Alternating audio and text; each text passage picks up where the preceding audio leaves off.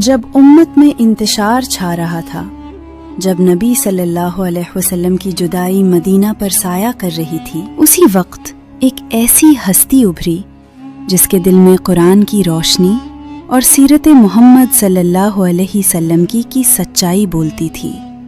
یہ تھے صدیق اکبر ابو بکر، جن کی خلافت کو قرآن نے سچائی کے ساتھی کا مقام عطا کیا۔ رسول اللہ صلی اللہ علیہ وسلم کی وفات کے بعد مدینہ کی گلیاں خاموش تھیں، ہر آنکھ اشکبار، ہر دل غم سے بوجھل۔ ایسے میں امت کو ایک ایسے رہبر کی ضرورت تھی جو قرآن کو سامنے رکھ کر فیصلے کرے، جو رسول اللہ صلی اللہ علیہ وسلم کی سنت کو مضبوطی سے تھام لے۔ وہ رہبر حضرت ابو بکر صدیق رضی اللہ عنہ تھے۔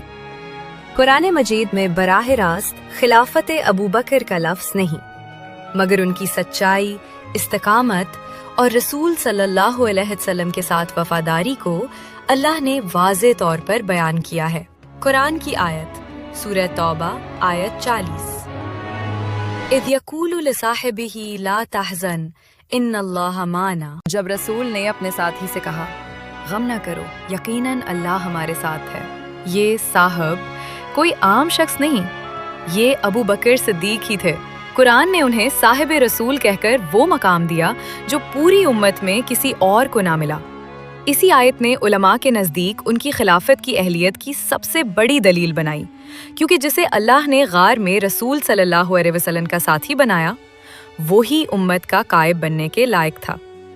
رسول اللہ صلی اللہ علیہ وسلم نے اپنی بیماری میں بار بار فرمایا، ابو بکر کو حکم دو کہ وہ لوگوں کو نماز پڑھائیں۔ نبی صلی اللہ علیہ وسلم نے نماز جیسا اہم ترین عمل ابو بکر کے سپرد کیا، جو در حقیقت امت کی قیادت کا اعلان تھا۔ جب انصار جمع ہوئے تو مہاجرین بھی وہاں پہنچے، بحث ہوئی، دل تپے، آوازیں بلند ہوئیں، مگر پھر ابو بکر صدیق بولے اور ان کی آواز مدینہ کی فضا میں قرآن کی طرح ٹھہرتی چلی گئی۔ رسول اللہ صلی اللہ علیہ وسلم نے مجھے نماز میں اپنا جانشین بنایا، اور تم نماز میں ان سے آگے بڑھنے کو پسند نہیں کرتے تو خلافت میں کیسے آگے بڑھ سکتے ہو؟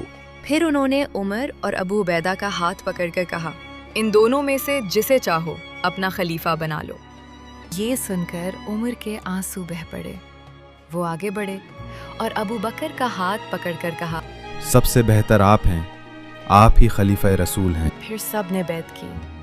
اس لمحے امت کا انتشار امن میں بدل گیا۔ خلافت کا پہلا خطبہ، تاریخ بدل دینے والے الفاظ۔ ابو بکر ممبر پر کھڑے ہوئے، پورا مدینہ خاموش۔ ان کے الفاظ، مشہور تاریخی خطبہ، میں تمہارا امیر بنایا گیا ہوں، حالانکہ میں تم میں سب سے بہتر نہیں۔ اگر میں درست چلوں تو میری مدد کرو، اگر میں غلطی کروں تو مجھے سیدھا کر دو۔ سچائی امانت ہے اور جھوٹ خیانت ہے۔ یہ الفاظ آج بھی عدل، شفافیت کا معیار ہیں۔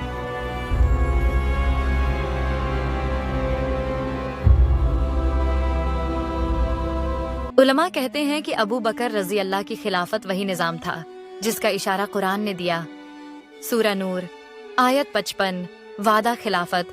وعد اللہ الذین آمنوا منکم وعملوا الصالحات لیستخلفنہم فی الارض کما استخلف الذین من قبلہم۔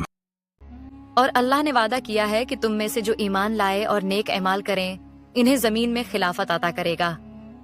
ابو بکر رضی اللہ وہ پہلے شخص تھے جن پر یہ وعدہ سب سے واضح طور پر پورا ہوا، کیونکہ ایمان، عمل، صدق، وفا، وہ سب کچھ ان میں تھا جس کی گواہی قرآن بھی دیتا ہے۔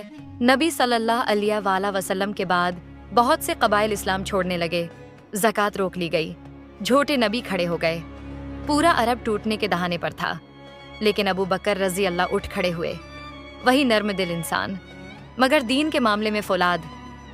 انہوں نے فرمایا، اگر کوئی اونٹ باندھنے کی رسی بھی زکوٰۃ میں دیا کرتا تھا تو آج وہ کم کرے گا تو میں اس سے لڑوں گا۔ یہ فیصلہ نہ ہوتا تو آج اسلام باقی نہ رہتا۔ جنگ یمامہ میں بہت سے حفاظ شہید ہوئے۔ عمر فاروق رضی اللہ نے مشورہ دیا کہ قرآن کو ایک جگہ جمع کر دینا چاہیے، اور یوں قرآن پہلی مرتبہ مصحف کی شکل میں جمع ہوا۔ یہ کارنامہ ابو بکر رضی اللہ عنہ کے نام سے ہمیشہ جڑا رہے گا۔ ابو بکر وہ صحابی جنہیں قرآن نے صاحب رسول کہا، جنہیں نبی نے امت کا امام بنایا، جن کی خلافت نے اسلام کو بکھرنے سے بچایا، جنہوں نے قرآن کو محفوظ کیا اور جنہوں نے سچائی کی وہ مثال قائم کی جو قیامت تک رہنمائی کرے گی۔ اللہ ہمیں صدیق کی سچائی عطا کر اور ان کے نقش قدم پر چلنے کی توفیق دے۔